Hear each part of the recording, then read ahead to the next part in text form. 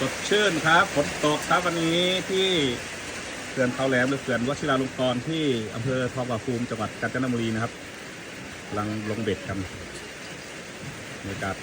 4 โมงเย็นนะครับฝนตกบรรยากาศดีนะครับเด็กๆกำลังทำหม่าล่ากันอยู่นี่กำลังลุ้นกันเองมากไม่เป็นพื้นที่แบบก็ส่วนตัวเลยครับกินเสียงดังเต็มที่ไม่มีใครว่ากิจกรรมวันหยุดของเรานะครับ3 วัน2 คืน 3 วันนะครับที่เขื่อนเขาแหลมนะครับ